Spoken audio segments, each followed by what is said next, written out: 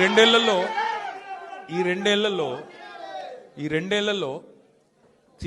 తీవ్రంగా ఈ రెండేళ్లే కాదు దాదాపు గత 7-8 ఏళ్లుగా తీవ్రమైన క్యారెక్టర్ అసాసినేషన్ ఎఫర్ట్ నా మీద, వ్యక్తిత్వ హననం.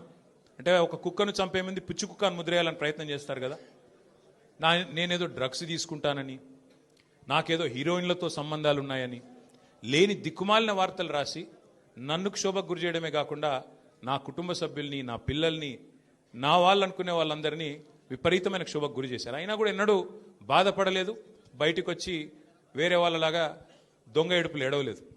నేను నిబద్ధతతో పనిచేసిన నాయకుని కాబట్టి ఎవరికి భయపడకుండా 2 ఏళ్లుగా తలవంచకుండా పోరాటం చేస్తా ఉన్నాను. ఇవాళ నేను ఏదో టెలిఫోన్ ట్యాపింగ్లో ఏదో విచారణ క్రమాన్ని పిలిచారు, బరాబర్ పోతాం, పోయి అడుగుతా. ఏమడుగుతా? ఏం తప్పు చేసింది మా ప్రభుత్వం అని అడుగుతా, ఎక్కడ తప్పు జరిగింది అని అడుగుతా. ఇవాళ వారు సమాధానాలు చెప్పాలి నాకు. గత 2 ఏళ్లుగా ఈ ఫోన్ ట్యాపింగ్ పేరిట ఒక డైలీ సీరియల్ మాదిరిగా, అంతులేని కథ మాదిరిగా లీకుల రూపంలో ఏదైతే మా వ్యక్తిత్వ హననం జరుగుతుందో దానికి బాధ్యులు ఎవరు అని అడుగుతా. ఎవరో హీరోయిన్ల ఫోన్లు ట్యాప్ అయినాయని మీరే ఒక 2 నెలలు నడిపిస్తారు డ్రామా. పోలీసు వాళ్ళు, కాంగ్రెస్ పార్టీ వాళ్ళు మీరే లీకులు ఇస్తారు, మీరే రాయిస్తారు, మీరే మళ్ళీ మీదికెళ్ళి మా వ్యక్తిత్వ హననం చేసే ప్రయత్నం చేస్తారు. ఇక వీళ్ళని బెదిరించిందట, వాళ్ళని బెదిరించిందట అని మీరే రాపిస్తారు 2 నెలలు. మళ్ళీ 3వ నెలలో మీరే రాపిస్తారు.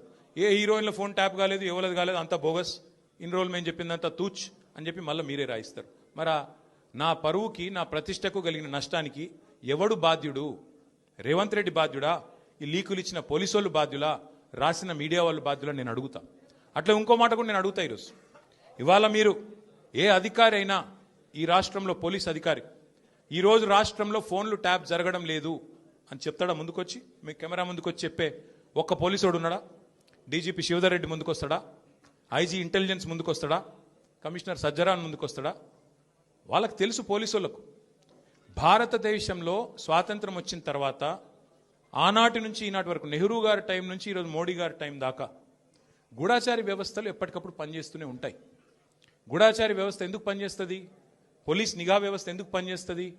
ఎవరన్నా ప్రభుత్వాలను అస్థిరపరిచే కుట్ర చేసినా, దేశంలో శాంతి భద్రతల సమస్య తలెత్తే విధంగా వ్యవహారం చేసినా, లా అండ్ ఆర్డర్ ఇష్యూ వచ్చే విధంగా ఏమైనా అపభ్రష్టపు పనులు చేసినా వాటిని నిరోధించడానికి డెఫినెట్గా పోలీస్ వ్యవస్థ తన పని తాను చేసుకుంటూ పోతుంది.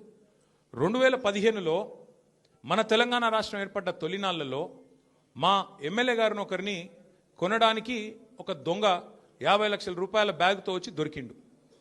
దొరికిన తర్వాత ఆ దొంగ మీద ఏమైనా నిఘా పెట్టినరేమో పోలీసులు, మాకేం తెలుసు, మాకేం సంబంధం? పోలీసులు దొంగలు, వాళ్ళకు సంబంధం ఉంటుంది, మాకేం సంబంధం? మధ్యలో రాజకీయ నాయకత్వానికి. ఇవాళ వాస్తవం ఏంది? 2015లో ఏ దొంగనైతే దొరికిండో 50 లక్షల రూపాయలతో అడ్డంగా రాష్ట్రం మొత్తం చూస్తుండగా ఆ దొంగ ముఖ్యమంత్రి అయి కూర్చున్నాడు. ఆ దొంగకి ఏమనిపిస్తున్నది? మిగతా వాళ్ళు కూడా నా లెక్కనే రాజకీయ నాయకులందరూ దొంగ పనులు చేస్తారు, మిగతా వాళ్ళు కూడా నాలాగనే బురద అంటియాలి, వాళ్ళను బదనాం చేయాలి. అందుకే ఏం చేస్తున్నాడు? విచారణ పేరిట ఆదేశాలు జారీ చేస్తున్నాడు.